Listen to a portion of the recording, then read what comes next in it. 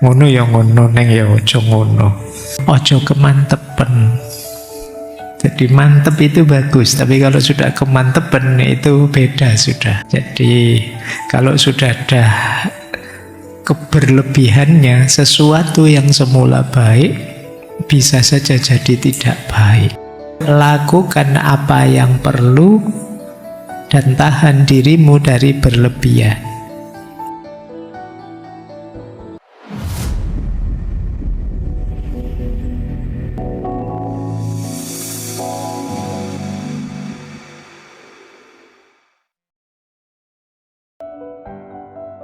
Ya, kita mulai nggih, bismillah. Kalau diterjemahkan dalam bahasa Indonesia mungkin masih ada yang rooming.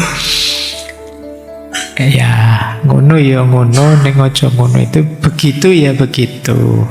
Tapi ya jangan begitu. Ini kalimatnya jadi unik ya.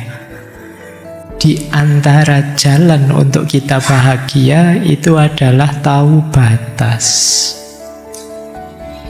Bukan berarti tidak boleh, boleh. Tapi kita harus tahu batas kapan berhenti. Kita harus sadar limitnya.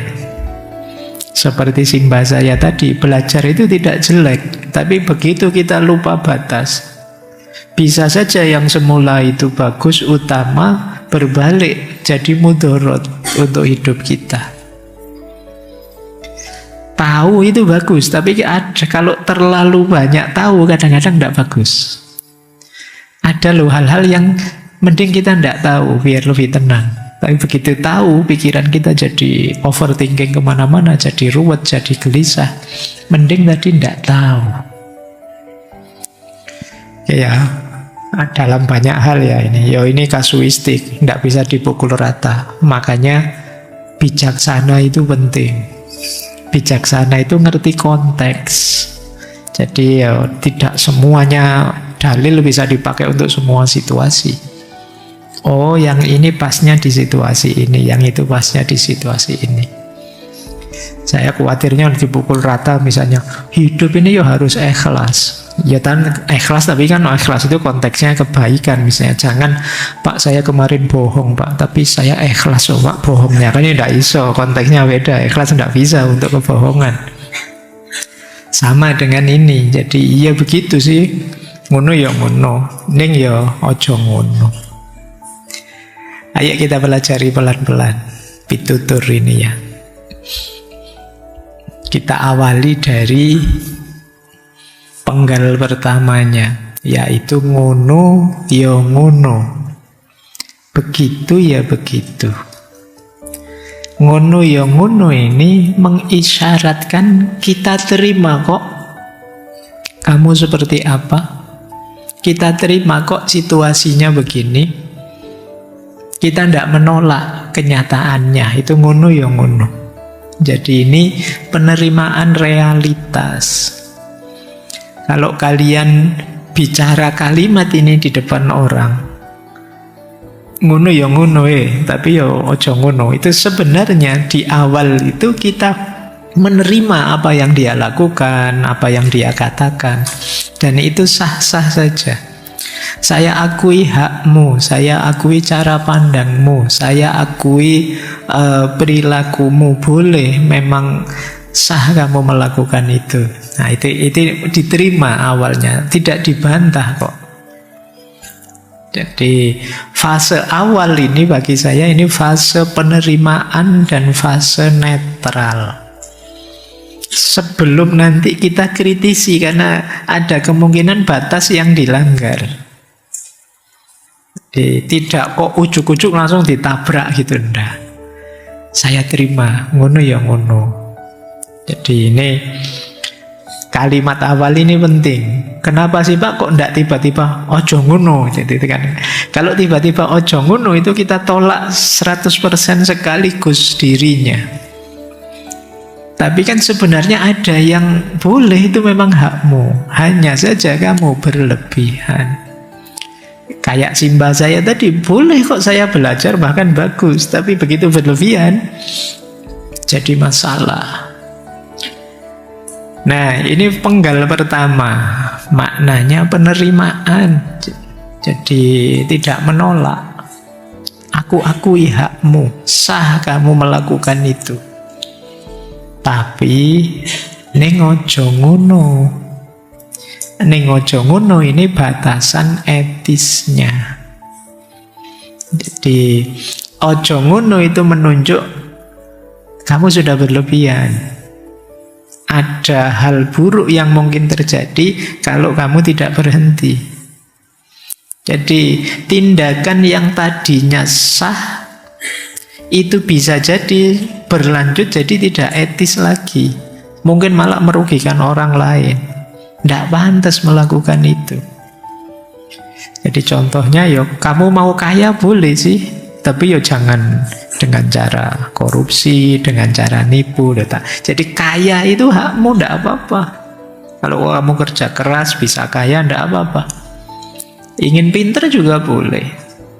Tapi itu yang dimaksud ojo ngono itu, neng ojo ngono itu penggal belakangnya itu batasnya. Jadi di sini berlaku prinsip kewajaran dan keseimbangan. Punya keinginan, punya tujuan itu boleh saja. Tapi tetap cara mencapainya harus benar. Jadi jangan berlebihan. Jadi yang pertama penerimaan, yang kedua baru batasan. Setelah diterima ditunjukkan batasnya. Itulah ngono ya ngono neng ojo ngono. Ini dalam segala hal. Filsafat ini nanti mirip dengan jalan tengahnya Aristoteles, mirip dengan Imam Ghazali, Ibnu Miskaweh yang sebenarnya melanjutkan etik model Aristotelian. Jadi yang tidak ekstrim itulah yang baik. Jadi tidak berlebihan. Saya ngambil contoh banyak tadi saya membayangkan ini sebenarnya sehari-hari sering sekali kita temukan. Termasuk hari ini kita akan ada bencana besar, banjir di mana-mana. Itu bagi saya karena banyak orang lupa ngerem. Sehingga banjirnya tidak cuma banjir air kan, kemarin itu banjir kayu. Itu pasti karena lupa ngeremnya, tidak dikalkulasi kapan kita harus berhenti. Nah itu banyak contoh saya kasih perimbangan ngono ya ngono neng ojo ngono antara persetujuan dan teguran. Misalnya kalau dalam politik punya jabatan, mengincar kekuasaan itu boleh sih. Menggunakan kekuasaan itu boleh, tapi tentu saja jangan digunakan untuk yang negatif. Jangan menindas, jangan memperkaya diri, jangan korupsi. Itu ning ojo ngononya. Kalian juga begitu. Ingin belajar, ingin dapat nilai tinggi, ingin lulus tercepat, terbaik, sah. Tapi jangan dengan cara nyontek saja. Tapi jangan minta jasanya ChatGPT terus. Tapi gitu loh. Itu ning ojo ngono. Dia ada batasnya.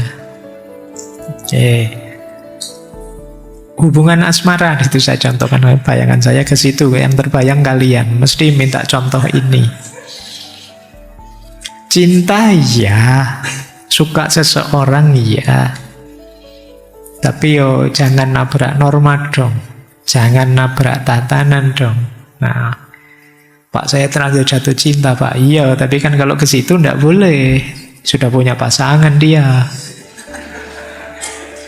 Nah, itu namanya ning ojo ngono. Cintamu enggak salah, hakmu mencintai siapa saja. Tapi ojo ngono, dia sudah ada yang punya. Kamu juga sudah ada yang punya, masa masih nyari lagi? Karena ini ning ojo ngono. Baik. Terus medsos. Orang ngeritik, menyatakan pendapat di medsos oke saja, hakmu, itu kebebasan berekspresi, tidak ada orang ngelarang. Tapi pastikan manfaat lah, pastikan ada gunanya biar nggak sia-sia. Jangan hanya isinya ujaran kebencian, hoax, cyberbullying, ngapain? Buang tenaga, buang energi. Tidak mentang-mentang bebas berekspresi, terus kita lupa batas. Jadi kan sering itu kan ada kasus semacam ini. Pelecehan, pencemaran nama baik, dan lain sebagainya. Dulu ada ramai sekali kasus itu. Di barat, orang bikin kartun Nabi secara melecehkan. Alasannya kebebasan berekspresi. Alasannya hak. Itu dia hanya sampai ngono ya ngono, belum nyampe ning aja ngono. Jadi belum sampai pemahaman tentang batas. Kebebasanmu berekspresi itu tentu saja terbatasi juga oleh kebebasan orang lain, termasuk kebebasan orang lain beragama. Tidak bisa kamu sembarangan, kan hak saya mau bikin, iya sih. Tapi ya kalau kamu nabrak orang lain, tentu saja orang lainnya marah. Nanti kalau dia balas, kamu juga jangan marah. Dia kebebasan berekspresi juga nanti balesnya. Nah, itu contohnya. Ngono ya ngono, neng ojo ngono.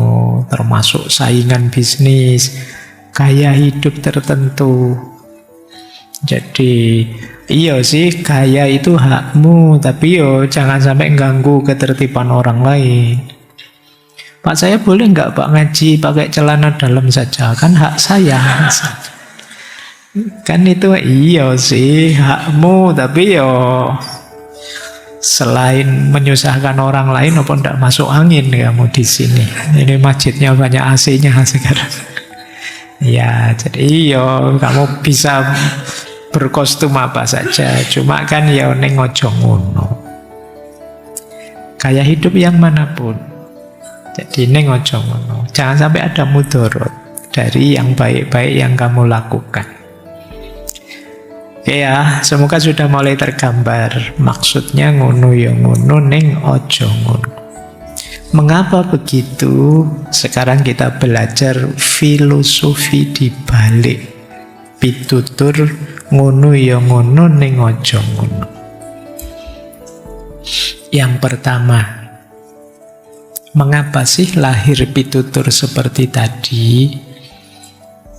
Dasar filosofinya adalah memayu hayuning bawono. Ya, ini dulu pernah kita bahas satu sesi penuh, kalau saya tidak salah ingat, tentang hamemayu hayuning bawono. Jadi hamemayu hayuning bawono, hamemayu itu memperindah, mempercantik. Hayuning bawono, indahnya alam, indahnya semesta. Jadi di antara tujuan puncak spiritualitas Jawa itu hamemayu hayuning bawono. Kenapa sih kita harus melakukan yang baik, menghindari yang buruk, menetapi nilai kebenaran, norma, etik, adab, tata krama? Tujuannya apa? Biar kehadiran kita menambah indahnya dunia ini. Itulah hamemayu hayuning bawono. Jangan sampai kehadiran kita justru menghancurkan, merusak. Jadi pastikan kehadiran kita itu nambah indahnya. Karena apa? Alam semesta ini tanpa kita itu sebenarnya sudah indah. Hayuning bawono, sudah ayu, sudah indah. Dengan ritme, dengan hukum alamnya. Semua makhluk setia dengan ritme hukum alamnya. Yang bisa tidak itu hanya manusia. Yang bisa mengacaukan ritmenya, menghancurkan tatanannya itu manusia. Maka ayo dipastikan kehadiran kita adalah variabel yang memperindah, bukan variabel yang justru menghancurkan. Ya, seperti tadi saya jelaskan ilustrasi bencana yang kita hadapi sekarang, mungkin karena kita tidak punya filosofi ini atau lupa dengan filosofi ini hari ini. Kita mengejar senang kita saja, mengejar enak kita saja, tanpa mempertimbangkan apakah kehadiranku bagi alam, bagi semesta sekelilingku itu variabel yang memperindah atau menghancurkan. Kan kalau dalam Al-Quran kan sudah diramal oleh para malaikat itu kan. Qalu ataj'alu fiha may yufsidu fiha wa yasfikud dima. Para malaikat protes, ya Allah, apa engkau akan menjadikan khalifah orang yang nantinya akan merusak saja di bumi dan mengalirkan darah? Jadi malaikat sudah tahu sebenarnya potensi kelakuan kita besok di muka bumi. Tapi Allah sayang sih sama manusia. Allah itu sangat cinta sama manusia, meskipun diprotes oleh malaikat. Jawabannya Allah, inni a'lamu ma la ta'lamun. Aku lebih tahu apa yang kalian tidak tahu. Itu seperti kalau ada orang kok ngeritik orang yang kita cintai, itu kan kita membalasnya, kalian tahu apa, saya yang tahu tentang dia. Ini sebenarnya bahasa cinta sih, belum bahasa kenyataan. Dalam kenyataannya memang manusia sering yufsidu fiha wa yasfikud dima. Ya semoga ayat ini sebenarnya mungkin diturunkan pada Nabi untuk mengingatkan kita, manusia, kalian punya potensi ini loh, potensi merusak dan mengalirkan darah. Hati-hati. Nah, orang Jawa menerjemahkannya hamemayu hayuning bawono. Jadi kebebasan kita tidak boleh mengganggu indahnya semesta. Tindakan bebas kita yang manapun, jadi kaya, jadi pinter, jadi hebat, itu sah jika tidak diiringi kerusakan. Kaya boleh, tapi jangan mencuri, jangan pakai korupsi. Kaya boleh, tapi tidak harus kemudian menghancurkan hutan-hutan. Ini namanya hamemayu ayuneng bawono. Dimaknai juga kepentingan orang banyak harus kita letakkan di atas kepentingan pribadi. Jadi kalau kita punya kesenangan A, tapi kesenangan ini nabrak banyak kesenangan yang lain, termasuk kesenangan semesta lingkungan di sekeliling kita, ya kita harus bisa ngeremnya. Ini namanya memayu hayuning bawono. Alah, contoh simpel ya, kalian ini agak desekan malam hari ini. Mungkin banyak yang silau sih, tapi sebenarnya pengen selonjor kakinya. Kalau selonjor rasanya mungkin lebih lega. Tapi kenapa kalian tidak mau selonjor? Kasihan Pak, yang lain nanti kena kaki saya. Banyak yang terganggu nanti. Loh, kalian punya pandangan seperti itu sebenarnya mewakili memayu hayuning bawono. Kalau di skala kecil ini kalian mampu, harusnya nanti di luar juga pertimbangan serupa muncul. Sebelum melakukan apa saja, coba tanya, ini ganggu orang enggak sih? Ada yang terganggu nggak kalau saya melakukan ini? Itu yang disebut hamemayu hayuning bawono. Saya nyetel musik keras-keras kayak gini malam-malam, ganggu nggak sih? Mesinnya nggak terganggu mungkin ya, karena teman gitu loh. Jadi ini namanya hamemayu hayuning bawono. Itulah nanti yang mendasari ngono ya ngono, ning aja ngono. Boleh kok kaya, boleh kok seneng, tapi hati-hati, jangan sampai efeknya merusak, ojo ngono. Baik. Jadi kepentingan diri ketika itu berkaitan dengan kepentingan orang banyak, ya, kepentingan orang banyak, kepentingan semesta kita letakkan di atas kepentingan kita. Kalau kebebasan kita pribadi misalnya mengacaukan, menghancurkan, ya tentu saja kita harus bisa membatasinya. Itulah hamemayu hayuning bawono. Baik, ini yang pertama. Semoga tidak lupa ya. Di antara amanat kita adalah memperindah alam semesta. Adanya manusia adalah faktor yang mempercantik, bukan faktor yang menghancurkan. Filosofi kedua yang mendasari ngono ya ngono ning aja ngono adalah filsafat tentang eling lan waspada. Ini dulu kita jelaskan panjang lebar waktu kita membahas tentang Semar. Jadi manusia Jawa itu dituntut senantiasa eling lan waspada. Sadar diri, sadar posisi, sadar mental batin kita, sadar tujuan, sadar akibat. Itu eling yang maksud. Jadi kita dituntut senantiasa sadar.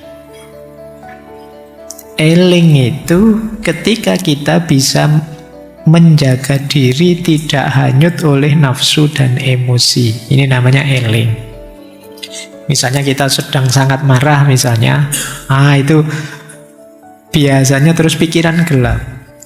Terus teman kita, eling, sadar, kembalikan akal sehatmu.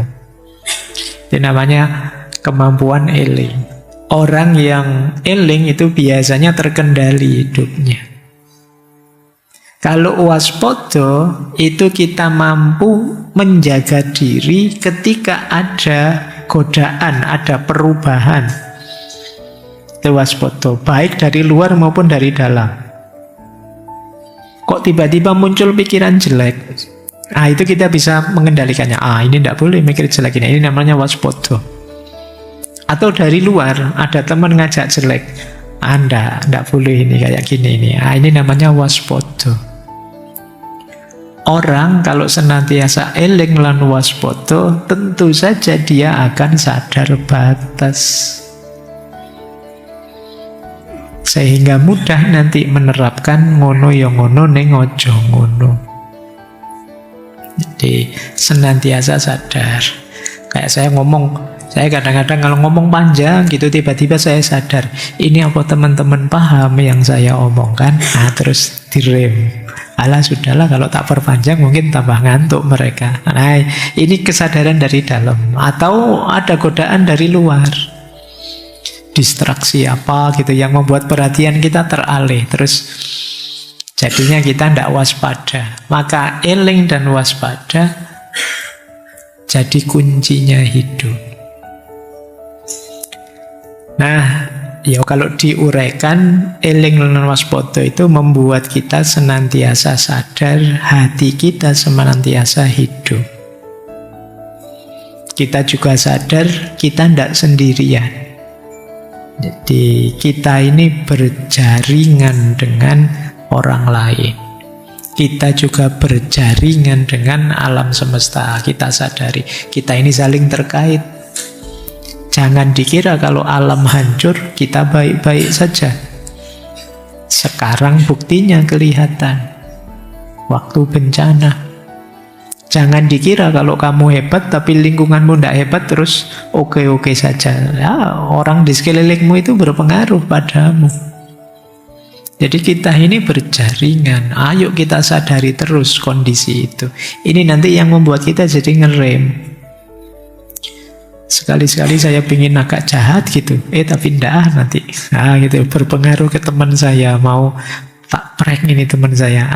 Nanti kecewa, persahabatan putus dan lain sebagainya.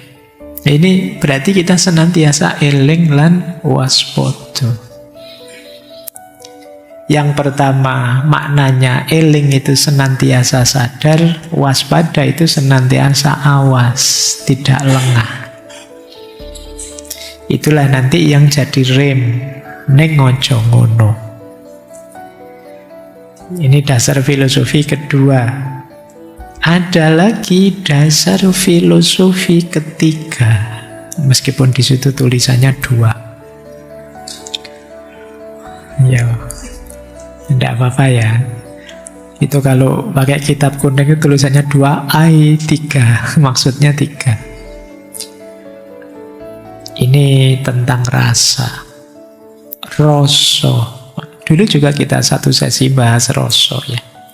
Jadi rasa itu bagi orang Jawa tidak sekedar emosi. Tapi rasa itu semacam kompas, semacam sensor. Untuk orang bisa menemukan ini pantas, ini tidak pantas, ini patut, itu tidak patut. Orang Jawa cuma terep, akui orang terep. Kayak tadi kamu ikut ngaji pakai celana dalam saja tidak pantas. Tidak perlu ada undang-undangnya, dirasakan saja tidak nyaman. Oke ya, ini rasa. Jadi dia kompas dalam diri kita. Loh, kalau rasa ini hidup, kita itu tidak perlu terlalu banyak aturan kok. Tidak perlu terlalu banyak harus dikendalikan. Kita itu terkendali. Karena rasa bisa mengendalikan kita. Tidak enak, tidak nyaman. Nah, kayak gini berarti rasa kita masih hidup. Jadi ini lumayan loh kuliah kita, dosennya tidak ngabsen. Saya tidak masuk juga sebenarnya tidak apa-apa sih. Tapi kalau tidak masuk terus kok rasanya tidak pas ya, tidak nyaman ya. Ini berarti itu yang bunyi begitu, itu rasa. Jadi ini jadi kunci nanti ketika kita menerapkan ngono ya ngono, ning aja ngono. Sebenarnya hak kita sih, tapi kok tidak enak ya kalau saya serakah diambil semua. Ya sebenarnya legalnya saya bisa sih dapat sih, wong secara aturan tidak salah, tapi ya mosok. Nah, ini namanya rasa.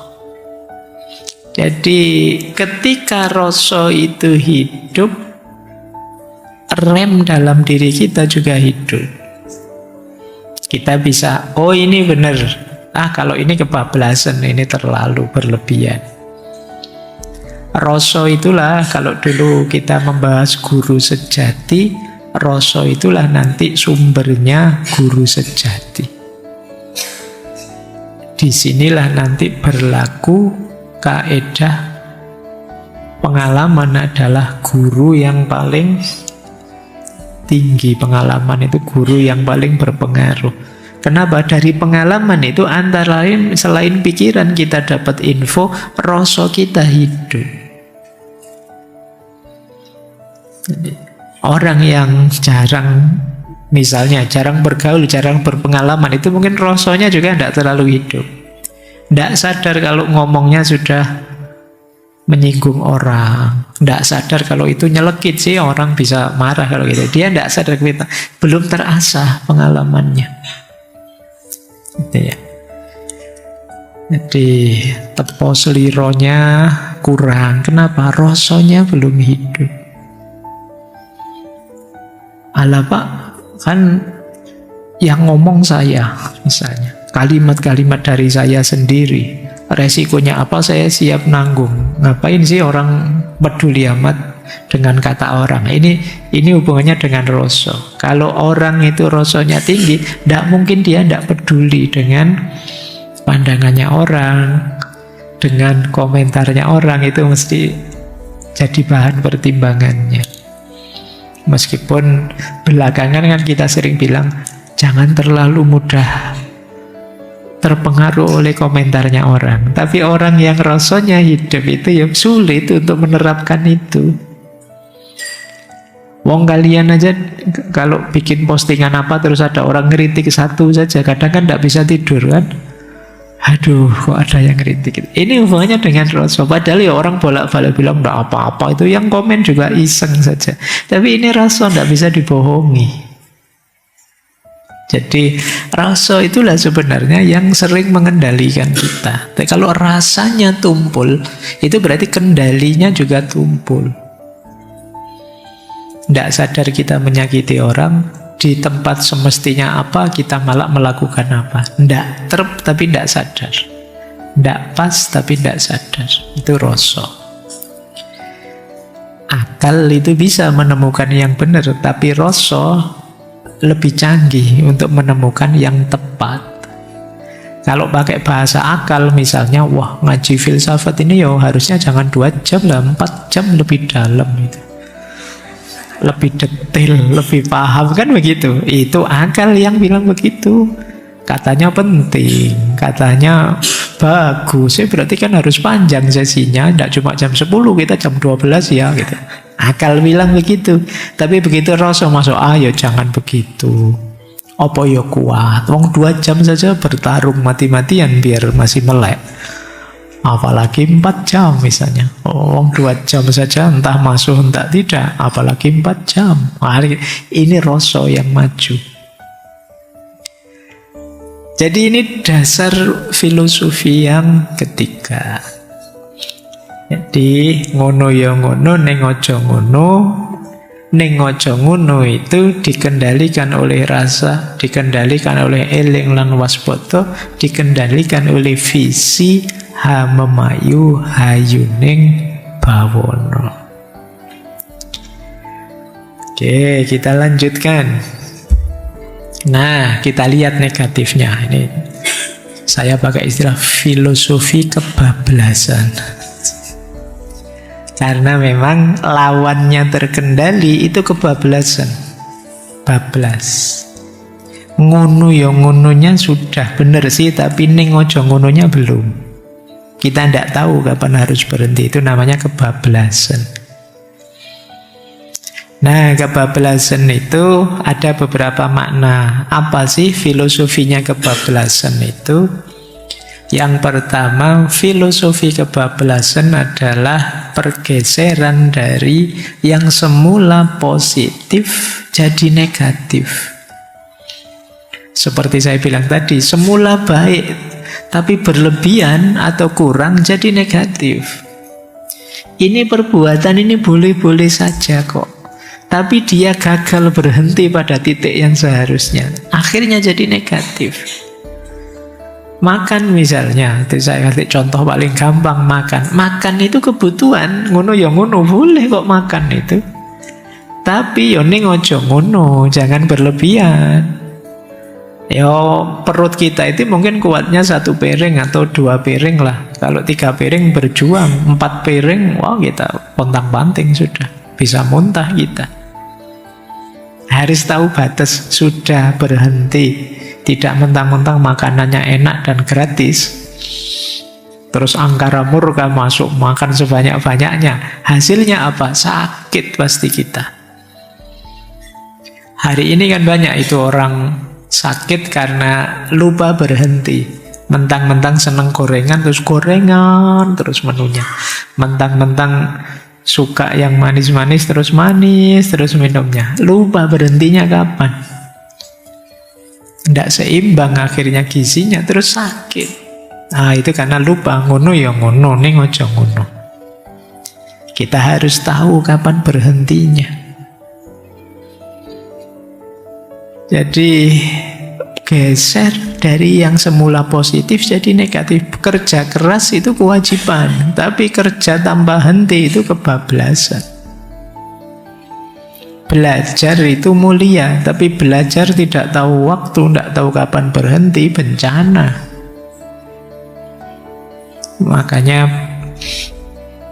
bahkan dalam agama pun ada kan banyak hadis yang mengajarkan kita untuk moderat saja, jangan berlebihan. Sholat malam itu bagus, tapi jangan sholat sepanjang malam.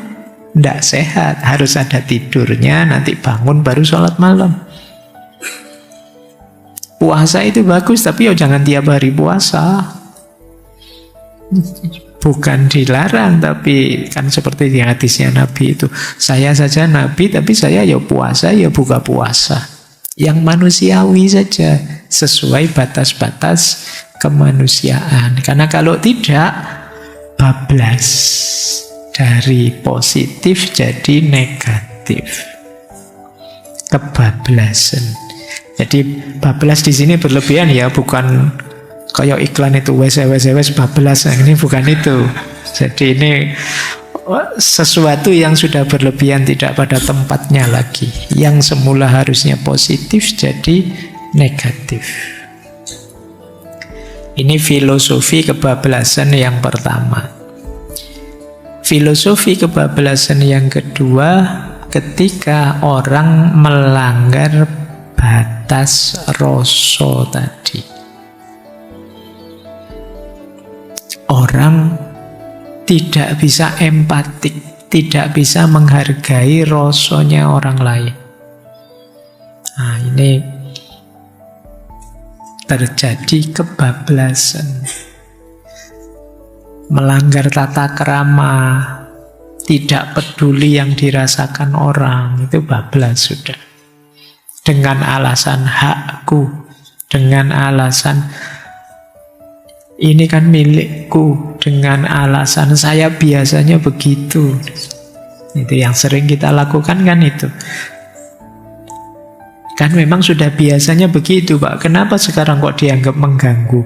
Iya sih, meskipun biasanya begitu kan tidak ada salahnya kita evaluasi lagi. Jangan-jangan situasi sudah berubah, tidak seperti dulu lagi. Yang dulu bisa-bisa saja, sekarang mungkin masalah. Situasinya berubah. Nah ini orang yang rasanya hidup, tapi yang rasanya tidak hidup kadang dengan alasan biasanya dianggap baik-baik saja. Dengan alasan, toh tidak ada yang marah, bapak saja yang ribut. Loh, bisa saja orang yang tidak marah itu karena rasanya hidup, dia tidak mau keributan. Mbok yo kita yang bisa empatik juga. Nah, ini yang disebut rasa. Jadi kalau norma-norma yang berhubungan dengan rasa ini kita abaikan, ya bablas sudah. Di situ orang iya sih, ngono ya ngono, ning aja ngono. Ya saya tahu HP ya HP-mu, kuota kamu beli sendiri, ngomong kamu bebas, tapi kan bukan berarti terus kamu bebas mencaci maki orang, bikin hoax dan lain sebagainya. Jadi ngono ya ngono, ning aja ngono. Jadi filosofi kebablasan yang kedua adalah melanggar batas rasa. Latihlah empati ini baik-baik sehingga teman-teman bisa hidup dengan sesama secara baik. Kadang-kadang kita itu lupa untuk segala momen, segala situasi kita pakai akal rasional kita. Padahal ada kalanya bukan akal rasional yang dipakai, tapi hati nurani yang dipakai. Itulah rasa. Contohnya ya misalnya awal bulan begini, kamu duitnya banyak karena baru dikirimi orang tuamu. Ada temanmu yang kirimannya belum datang-datang karena orang tuanya dari daerah bencana sana, tidak sempat ngirim uang ke anaknya. Loh, itu kalau pakai akal rasionalmu, kamu tidak bantu, tidak apa-apa, tidak dosa juga, tidak ditangkap polisi. Kamu nanti bilangnya, bukan tanggung jawab saya Pak, itu pemerintah itu loh Pak. Itu kan, iya sih kamu tidak salah, benar. Secara rasional kamu pas. Tapi kalau kamu membacanya pakai nurani, pakai rasa tadi, bunyinya bisa beda.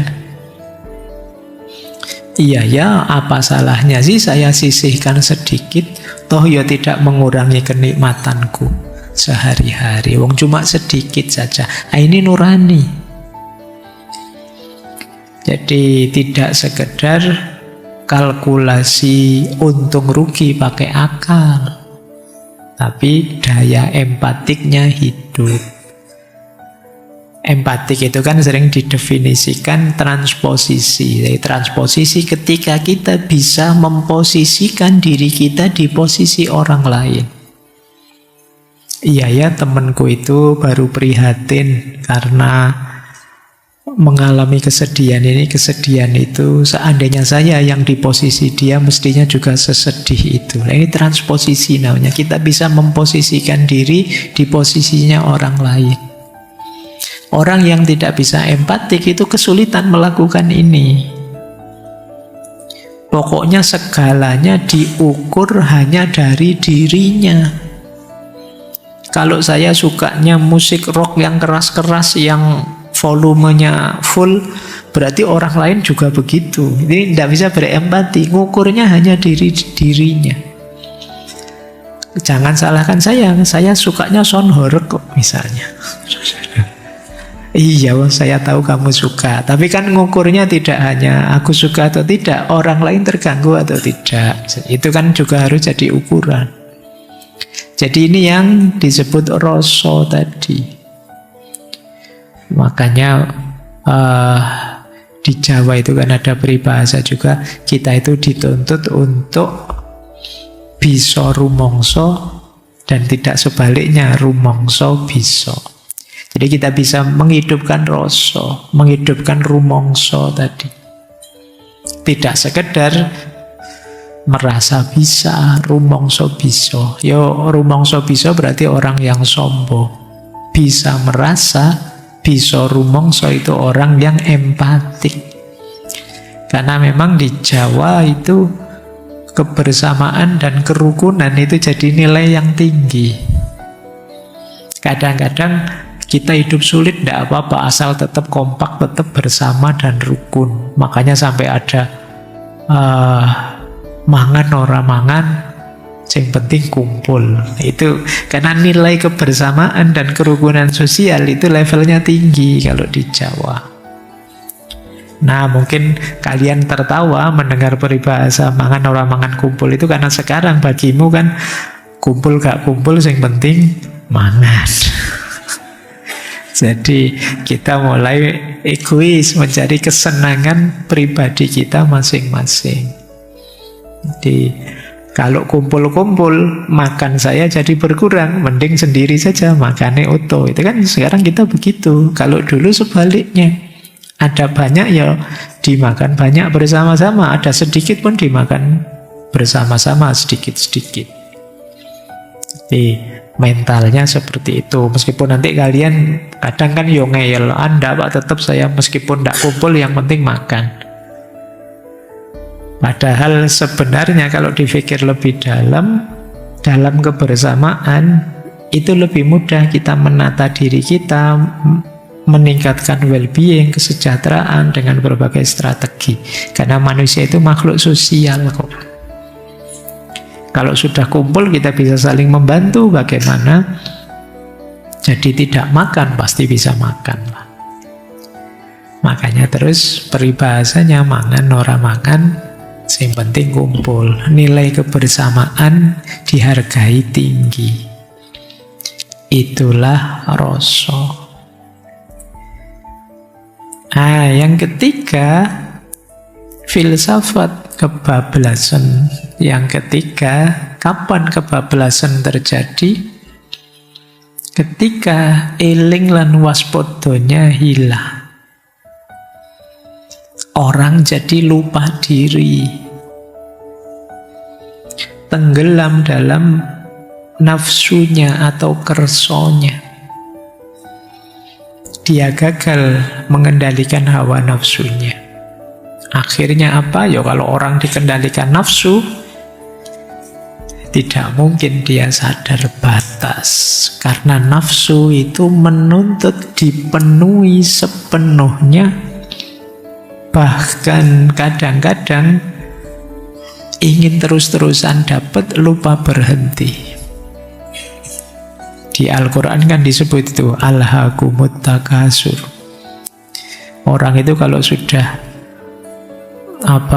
bernafsu mengumpulkan kekayaan itu biasanya ya lupa berhenti. Orang yang sudah terbiasa memanjakan nafsu juga lupa kapan harus berhenti. Ingin terus.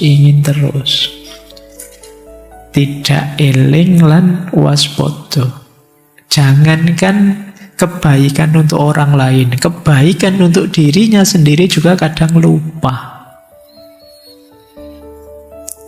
Sampai jatuh sakit, sampai tidak peduli anak istri, dan lain sebagainya. Berarti apa? Hilangnya eling lan waspodo. Begitu eling lan waspodo itu hilang, bablas sudah berarti. Berarti kita harus dihentikan dengan ngono ya ngono, ning ojo ngono. Wajar sih orang nyari senang, nyari enak, nyari nyaman. Tapi yo jangan berlebihan, jangan egois, jangan tidak peduli sesama. Jadi tetaplah eling lan waspada. Jangan sampai kebablasan. Jadi kalau dirangkum nanti seperti ini. Manusia sering tidak sadar melewati batas. Ini menarik, kalimat ini saya ambil dari satu buku. Dari bicara terus jadi nyindir. Dari bercanda terus jadi melecehkan. Dari ambisi terus jadi rakus. Dari perhatian terus jadi posesif.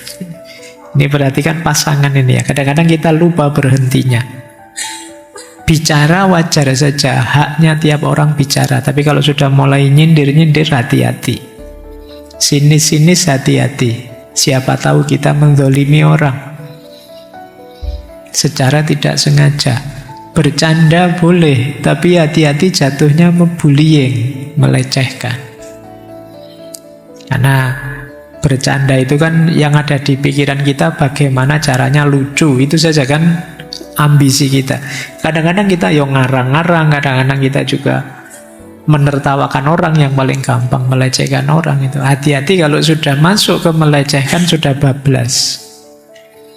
Punya cita-cita, punya ambisi boleh, tapi hati-hati harus ngerti batas. Kalau tidak, jatuhnya serakah, rakus.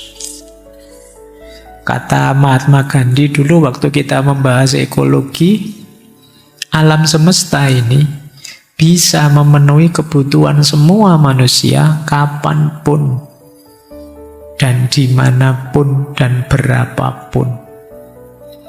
Tapi dia, alam semesta, tidak bisa memenuhi kebutuhan satu orang saja manusia yang serakah.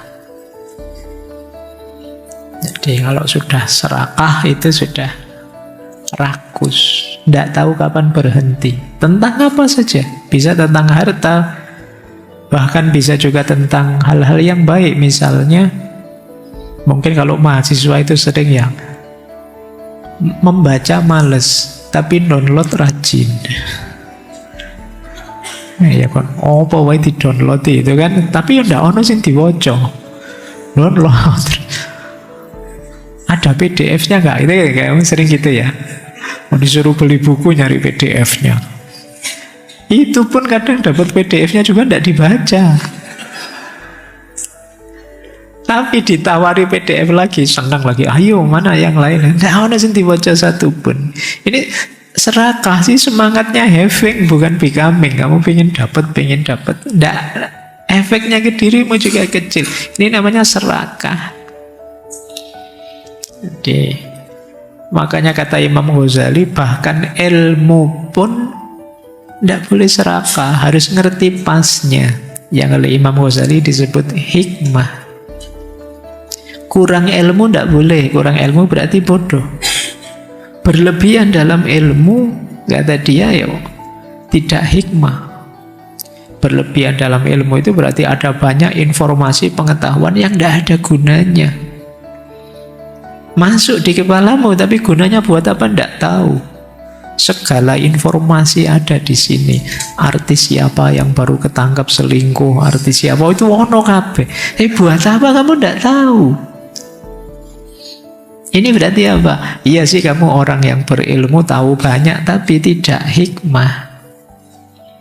Ilmu yang hikmah itu mungkin tidak sebanyak itu yang kamu tahu, tapi bisa meningkatkan kualitas hidupmu, membuat kamu lebih mulia. Kalau kata Ki Hajar Dewantara, kelawan sastro ngesti mulya.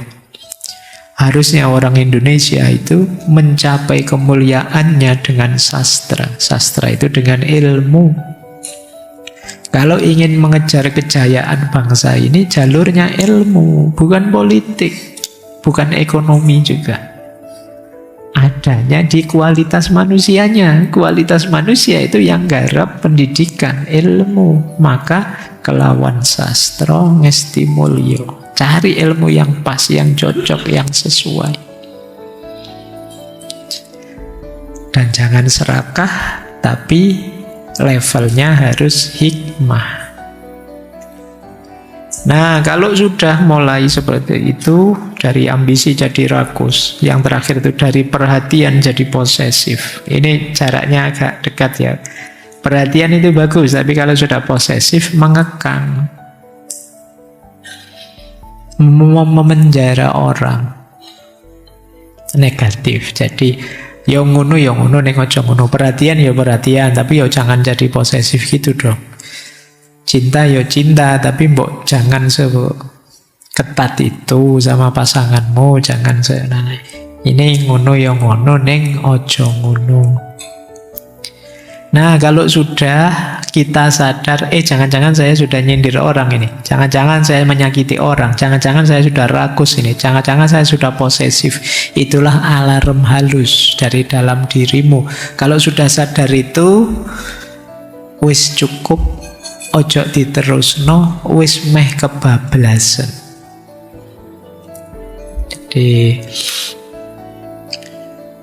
hilang ya. Capek dia, berarti wis cukup. Ya. Sudah dibilangnya wis meh kebablasan ya, makanya dia tahu batas. Ya.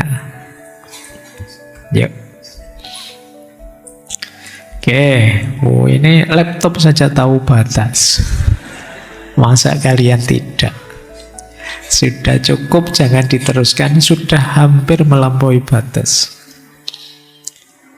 Baik, jadi ini pentingnya ngerem ya. Kalau kita lupa batas, akan ada yang mengingatkan, ngono ya ngono, neng ojo ngono.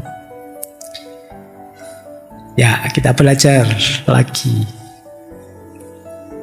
Personifikasi. Personifikasi itu peribahasa tadi, pitutur tadi, kira-kira gambarannya seperti siapa.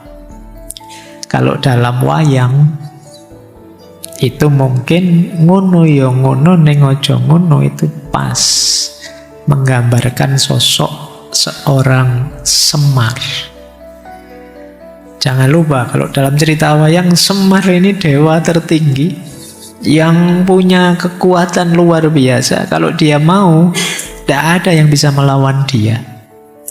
Tapi dia sadar peran, maka dia tahu batasnya. Jadi Semar itu simbol kebijaksanaan yang tahu batas. Dia punya kesaktian luar biasa, lebih tinggi dari dewa-dewa, tapi dia tidak pernah pamer. Dia tidak pernah melampaui perannya hanya sebagai seorang abdi. Padahal dia kalau mau, kan senjata andalannya bahkan sekedar kentutnya saja. Orang punya kentut Semar, itu bisa selevel nuklir semester. Kira-kira begitu. Daya hancurnya luar biasa. Dia ngerti kalau dia sakti, dia sadar siapa yang bisa mengalahkan dia, tapi dia tidak sewenang-wenang. Dia tidak dumeh. Dia tahu kalau dia mau, dia bisa mengubah keadaan, tapi dia tetap merendah. Dia membiarkan manusia menjalani prosesnya. Karena lewat proses itulah manusia jadi matang. Maka dia hanya main sebagai pemomong saja. Dia punya kuasa tapi lebih milih diam, nonton, ngemong saja. Kalau mau, siapa yang bisa melawan dia? Bahkan selevel siapa? Arjuna, selevel Bima tidak akan bisa mengalahkan dia. Ini adanya kan di Jawa Semar itu. Membimbing tanpa memaksa, menuntun tanpa merentah, menegur tanpa mempermalukan. Itu Semar. Kalau di lakon-lakon wayang itu, kalau para kesatrianya sudah mulai kebablasan, yang negur Semar. Jadi dialah yang mengingatkan kalau para kesatria sudah emosi, sudah ambisi, sudah sombong. Jadi tidak mentang-mentang tapi ngemong. Itulah personifikasi seorang Semar. Nah, Kayak dulu juga pernah kita bahas tentang sosok Semar ini sebagai simbol, sebagai personifikasi puncak spiritualitas Jawa. Saya lanjutkan. Nah, ini kebalikannya. Sebenarnya banyak sih, cuma saya ambil contoh ini ya. 3 orang ini, kalau di wayang Jawa, Bisma itu disebut Resi Bisma, Pandhita Durna, gurunya Pandhawa dan Kurana, dan Adipati Karna. 3 orang ini orang-orang hebat semua. Sayangnya lupa batas. Orang-orang baik semua. Sayangnya berlebihan. Itu yang jadi sumber kehancuran mereka. Bisma itu bagus, luar biasa. Dia kesatria paling suci, paling kokoh pada janjinya, sangat setia pada sumpahnya untuk menjaga singgasana Hastinapura. Luar biasa dari sisi itunya. Tapi yo ning aja ngono. Karena terlalu kuat memegangi sumpah sampai ndak peduli baik dan buruk. Karena dia sumpahnya memegangi singgasana, siapapun yang ada di singgasana dia bela, termasuk kalau rajanya salah. Dia tahu Duryodhana yang Kurawa ndak adil. Dia tahu yang benar Yudhistira, tapi waktu perang dia tahu mana buruk, mana benar, mana salah, mana benar. Tapi dia tetap, karena sudah bersumpah memegangi tahta, dia ndak peduli benar salah. Nah ini ngono ya ngono, neng ojo ngono. Harus sadar situasi. Kalau situasinya berubah, ya kita bisa beradaptasi. Ada lagi Pendeta Durna. Kalau Pendeta Durna ini gurunya para kesatria. Ya sebagai guru dia memang berhak dapat penghormatan, dapat materi, dapat kedudukan. Guru ya manusia biasa. Tapi Pendeta Durna ini kalau dalam wayang Jawa kebablasan. Karena khawatir kehilangan kenyamanan, kenikmatan istana, posisi, penghormatan, dia jadi ketergantungan. Dia tidak mau melepaskan kenikmatan ketergantungannya pada istana. Jadi dia tahu mana benar, mana salah, tapi tetap milih istana. Ini Durna. Jadi kalau ada ilmuwan, ilmunya tinggi, luar biasa dia, sulit dia dikalahkan, tapi lebih memihak istana, lupa benar salah, itu Pendeta Durna dalam wayang Jawa. Nah yang ketiga Karna. Tahulah ya teman-teman yang nonton Mahabharata kan mestinya ngikuti ceritanya. Saya tidak tahu tapi kalian nonton apa enggak? Ya, tontonanmu drama Korea mestinya. Nah kalau Karna ini kan dia sebenarnya saudara tertuanya Pandhawa 5 yang waktu lahir dibuang, akhirnya diangkat oleh Saisnya Kreta. Nah karena dia diangkat oleh Saisnya Kreta, ya jadi anaknya Sais Kreta, kastanya rendah, harusnya dia kesatria, sehingga sejak kecil dia direndahkan. Sampai kemudian diangkat saudara oleh Duryodhana. Semua orang anggap dia rendah kecuali Duryodhana ini, sehingga dia kemudian sumpah setia, saya akan membelamu, saya jadi sahabatmu sehidup semati. Sampai titik ini bagus. Tapi begitu dia tidak peduli benar salah. Harusnya kalau sahabatnya salah itu diluruskan. Tapi dia lebih, karena saya sudah terlanjur bersumpah setia, ya apapun situasinya harus tetap saya bela sahabatku ini. Dan itu yang terjadi, dia akhirnya perang di pihak Kurawa. Ini 3 panglima perang paling hebat dalam wayang. Kalau 3 orang ini tidak ikut di kubunya Kurawa mungkin perang besar-besaran itu tidak perlu terjadi,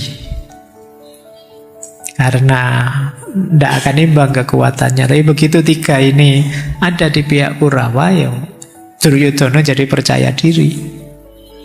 Terjadilah perang hebat, perang besar, hancur-hancuran luar biasa, sampai tiga orang ini juga akhirnya juga tewas. Ini contoh kebalikannya Semar tadi. Kalau Semar tadi ngerti sih ngono ya ngono ning aja ngono, tapi mereka bertiga tidak. Baik, ngono ya ngono ning aja ngono hakikatnya adalah pelajaran tentang batas. Terakhir, ayo kita lihat apa sih yang dimaksud batas tadi. Tadi kan sudah filosofinya. Sekarang kita lihat ya prakteknya. Yang disebut batas itu apa? Yang pertama tentu saja yang jangan dilanggar karena batas adalah moral. Apa yang boleh, apa yang tidak boleh. Ini batas paling dasar ini. Mana benar, mana salah, mana adil, mana tidak adil, mana jujur, mana curang. Ini kita harus tegas. Batas moral. Membela diri boleh, tapi menzolimi tidak. Mengungkap kebenaran boleh, tapi melecehkan orang jangan. Marah manusiawi, tapi menyakiti orang tanpa alasan tidak. Mencari untung wajar, menipu tidak. Ini yang disebut batas moral. Jadi saya mau bisnis tidak apa-apa, ngono ya ngono. Tapi yo kalau bisnis itu kan boleh kan dikit-dikit curang, enggak, jangan. Ning ojo ngono. Demi cinta Pak, saya demi cintanya boleh, wajar kamu mencintai. Tapi kalau nabrak moral jangan. Tapi pasangan saya tidak mau Pak kalau saya tidak melakukan itu. Tidak boleh tetap. Kalau itu negatif tetap jangan. Itu batas moral. Alasan apapun termasuk alasan cinta. Ini yang disebut ngono ya ngono ning aja ngono dalam batas moral. Yang kedua, batas niat. Batas niat itu motifnya. Jadi orang Jawa itu ya tidak hanya menilai jenis perbuatan benar salah. Niat juga tetap jadi parameter. Tindakan yang benar tapi niatnya salah, ya tetap salah. Aku membantumu sedekah padamu, niatku biar orang tahu bahwa kamu itu orang rendah, saya orang tinggi. Salah. Jadi niatnya salah, yang semula baik jadi salah. Saya belakangan rajin ngaji Pak. Nah terus niatmu apa sekarang tanya. Itu nanti coba dicek. Ngaji yang semula baik bisa saja jadi negatif. Kenapa belakang rajin ngaji? Kelihatannya sandalnya anak-anak sekarang itu kok keren-keren, mahal-mahal ya Pak. Misalnya, lu niatnya salah. Kalau kamu sekedar nyari sandal. Jadi barang baik bisa saja jadi buruk kalau niatnya salah. Wah keren sekarang, ikut langsung terjun ke lapangan, bawa-bawa bantuan. Niatnya apa? Oke ya, lalu perbuatannya baik, jenis perbuatannya positif. Tapi coba motifnya apa, niatnya apa, itu menentukan.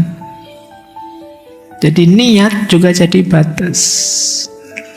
Ya sih kamu rajin ya rajin, tapi kalau motifnya hanya pamer saja, negatif. Jadi tekun bantu orang, bagus. Tapi kalau motifnya sekedar status, tidak. Jadi ini juga batas. Yo ngono ning ojo ngono lah. Ya saya tahu bantu, tapi yo jangan segitunya lah dipamerkan. Nah, Jadi coba teman-teman melakukan apa saja, coba tanya, apakah aku melakukan ini itu karena memang kebaikannya atau ada motif lain, ada ego lain. Apakah pamer, apakah dendam, atau murni untuk keluhuran. Jadi ini batas kedua yang ojo ngono. Batas ketiga ojo ngono adalah batas kepatutan. Kontekstual propriety. Tidak semua yang benar itu pantas.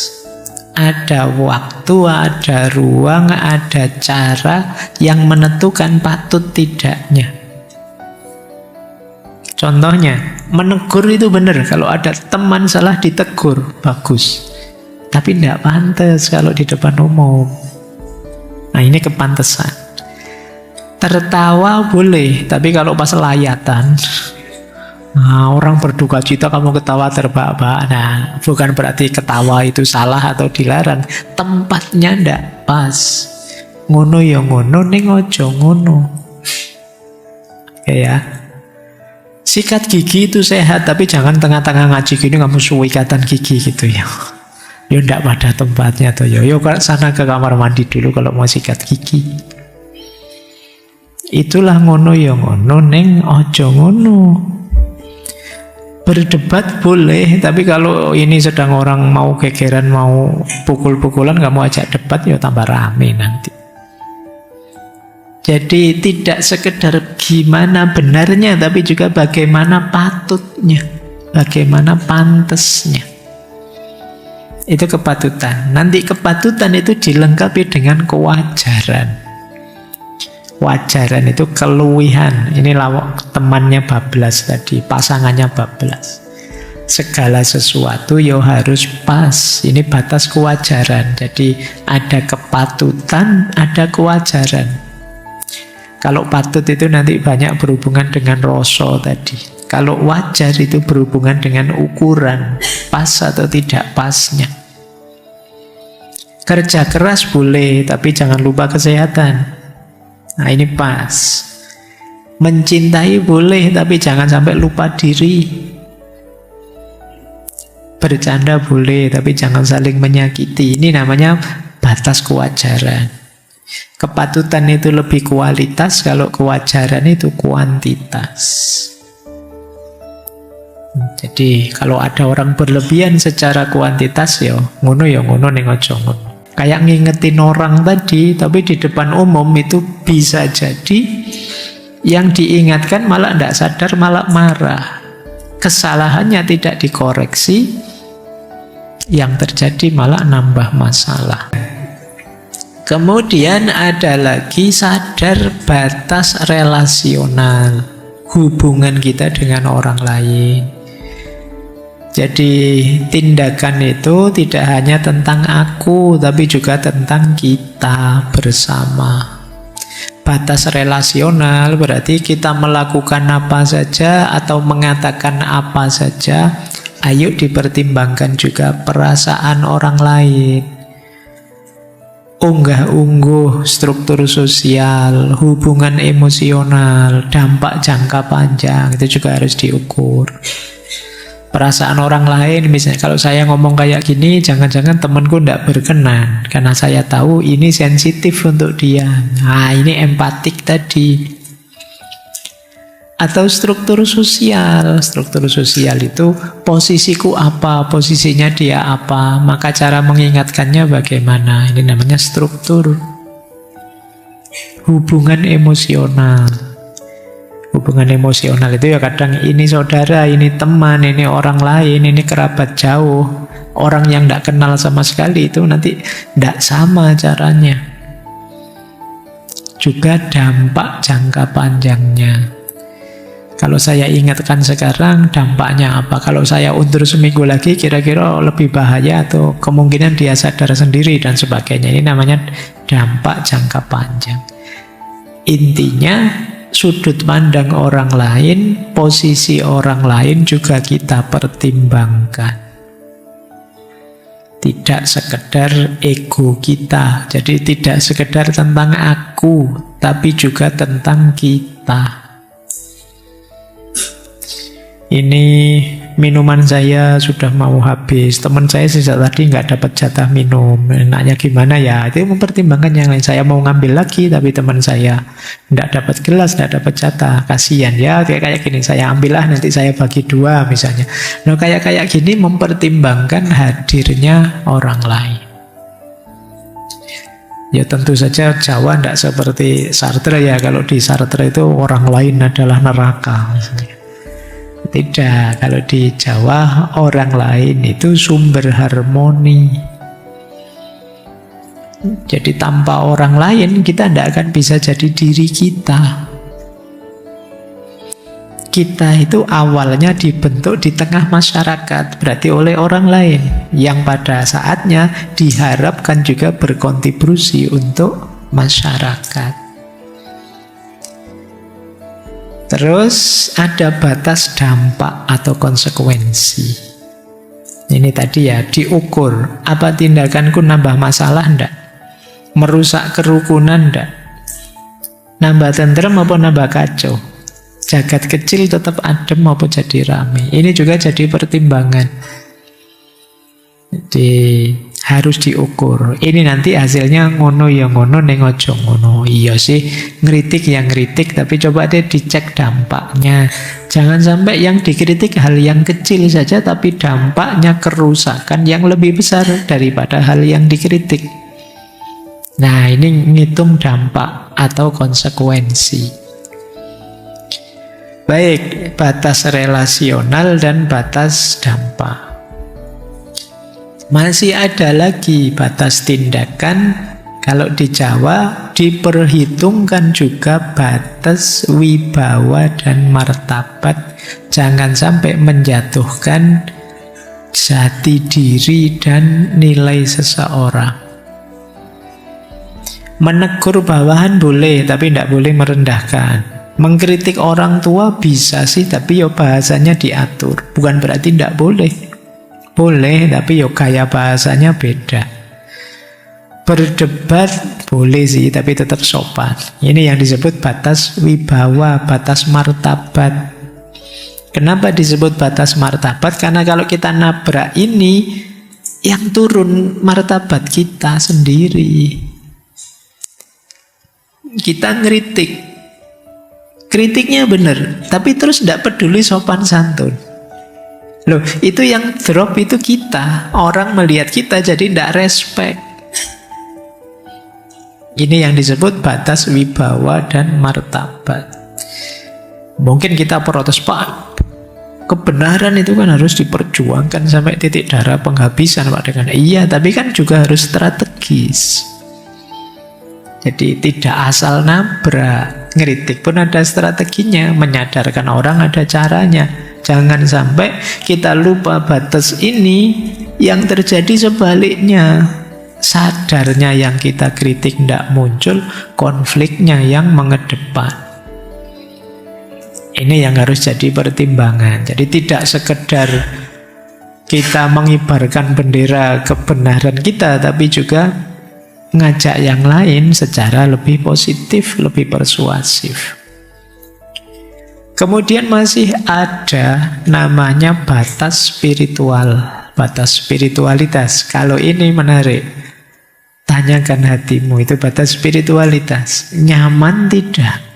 Sreg tidak? Kita jadi keruh, kotor atau tidak? Ini namanya batas spiritualitas. Kalau kamu sreg, kalau kamu merasa nyaman, ya lanjutkan. Kalau tidak, ngono ya ngono, ning aja ngono. Sudah tahu itu nanti mengacaukan pikiranmu, mengotori hatimu, ngapain ditabrak juga? Ngono ya ngono, ning aja ngono. Ini batas spiritualitas. Kalau kita tahu diri kita, kenal diri kita, dan itu membahayakan diri kita, ya jangan ditabrak. Jangan nyari penyakit sendiri. Sudah tahu kalau nanti posting ini mesti rame nih, yang kritik saya banyak ini. Padahal ngerti kalau saya dikritik, saya biasanya mangkelnya luar biasa, sakitnya luar biasa. Lo kalau ngerti sensitif begitu, ya cari strategi yang lain untuk menyampaikan. Jangan ditabrak saja. Ini yang disebut batas spiritualitas. Jadi sisi batin kita. Nah, baik. Jadi ternyata ngono ya ngono, ning aja ngono, panjang kalau dijelaskan. Berhubungan dengan banyak filosofi. Tadi sudah ada filosofi kebablasan, memayu-ayu ning bawana, rasa, eling lan waspada, dan sekarang ada 8 batas tindakan. Ya ternyata nenek moyang kita itu dalam kalau merancang kearifan. Kalau kita kan hari ini mungkin sulit mengembangkan yang dalam-dalam, kita maunya praktis saja. Bisa memikirkan kalimat sedalam ini itu mungkin perlu laku tertentu. Kalau kita kan tidak ada lakunya, tinggal tanya ChatGPT. Wahai ChatGPT, tolong buatkan kalimat yang kita begitu. Ya tentu saja kurang dalam. Lanjut ya. Maka di Jawa ada konsep sedeng. Ya. Sedeng itu, ya ngerti lah ya kalian. Sedeng enggak sedeng. Sedeng itu apa? Bukan sedeng ya bacanya. Yang sedeng itu kamu gendeng itu. Sedeng. Mungkin kalian pakai kata ini, mungkin kalau ditanya kalau beli nasi goreng pedas enggak? Sedeng aja. Cuma maknanya di sini sedeng itu lakukan apa yang perlu dan tahan dirimu dari berlebihan. Itu sedeng. Karena yang berlebihan akan menghilangkan kebijaksanaan, menimbulkan konflik, dan merusak kehalusan budi. Sedeng saja, pas saja. Ini filosofinya sedeng. Ini yang relate ya dengan ngono yo ngono, ning aja ngono, itu berarti apa? Yang sedeng saja, jangan berlebihan. Seandainya harus nuntun orang, seandainya harus menasehati orang, seandainya harus ngeritik mengarahkan orang, ambil strategi, ini sedeng. Yang kedua apa? Ngemong. Jadi ngemong itu nuntun, tapi tidak memenjara, tidak menawan. Jadi menuntun tanpa memenjara. Membiarkan orang berjalan sejauh yang ia mampu, sambil dengan kelembutan menjaga agar kaki orang ini tidak melampaui batas yang bisa melukai dirinya, melukai sesamanya, maupun melukai semesta. Ini yang disebut ngemong. Jadi ngemong itu, kalau kalian ngomong anak kecil, ngemong itu kan kalian awasi. Terserah dia mau jalan kemana, mau main kemana boleh. Kalian ngawasi. Tapi kalau nanti sudah melakukan yang bahaya, kalian hentikan. Menghentikannya tidak dengan keras, tapi dengan lembut. Karena kalau dengan keras, anak ini bisa tantrum, bisa nangis. Itu namanya ngemong. Jadi batas sedengnya ketika kita berhubungan dengan orang lain, mungkin perlu mengkritik, perlu mengingatkan. Itu namanya ngemong. Jadi arah dari ngono ya ngono, ning aja ngono, ada prinsip sedeng dan prinsip ngemong. Saya lanjutkan, semoga nyampe. Ya, hidup itu sak butuhe, sak perlune, sak cukupe, sak benere, sak mestine, sak penake. Jadi yang pertama sak butuhe. Lakukan apa saja tapi yo sebesar kebutuhan. Tidak sekedar memanjakan keinginan. Kalau butuhnya setengah gelas, yo ambil setengah gelas. Kalau butuhnya 3 gelas, ambil 3 gelas. Jangan kuatnya setengah gelas, ngambil 3 gelas. Itu namanya tidak sak butuhe. Jadi melakukan atau memiliki sesuatu sebatas yang dibutuhkan. Di Jawa itu ada peribahasa begini, ojo nggugu karepe untu. Ojo nggugu karepe untu itu jangan mengikuti maunya gigi saja. Karena ya gigi itu mulut termasuk lidah mungkin ya. Yang minta enak-enak itu kan lidah. Mulut ini. Kalau sudah melewati mulut sampai tenggorokan, sampai perut, itu dia apa saja mau masuk sudah. Tapi yang macam-macam permintaannya itu kan lidah ini. Keinginan itu ada di mulut, ada di lidah. Wong ya perutmu itu kamu isi angkringan apa restoran mewah sama. Apalagi kalau sudah keluar besok pagi, itu sudah kembar saja semuanya. Meskipun yang satu mahal, yang satu murah sama. Kalau ngikuti maunya gigi, maunya lidah, itu kan kita mesti melu restoran sana, restoran sini. Itu kan sampai situ. Padahal jaraknya cuma sebentar. Sudah melewati tenggorokan, sudah selesai itu sudah. Nikmat itu hanya ada di lidah. Maka orang yang terlena oleh sekedar wilayah gigi dan mulut itu ya berarti dia ditipu oleh keinginan, lupa kebutuhan. Kalau perut kita diisi apa saja ya mau. Jadi sak butuhe. Yang kedua sak perlune. Sesuai fungsi saja, seperlunya. Tidak membesar-besarkan hal kecil, tidak menganggap remeh hal besar. Kalau memang perlunya mobil, ya mobil lah. Kalau belum perlu motor saja cukup, ya motor. Itu namanya sak perlu nih. Jadi jangan berlebihan. Yang ketiga sak cukupe, pas saja, yang moderat. Jadi sak cukupe itu tidak kurang, tidak lebih, berhenti pada titik yang pas. Kemudian sak benere. Sak benere itu bukan sak karepe ya. Sak benere itu yang benar saja, sesuai kenyataannya, objektif saja. Jadi jujur pada realitas. Tidak sekedar membenarkan mau kita. Jadi sak benere itu berdasarkan kenyataan objektif, bukan berdasarkan pembenaran yang kita lakukan. Itu sak bener. Kadang-kadang kita itu keinginan kita dulu, pembenarannya belakangan. Pembenaran pasti bukan kebenaran.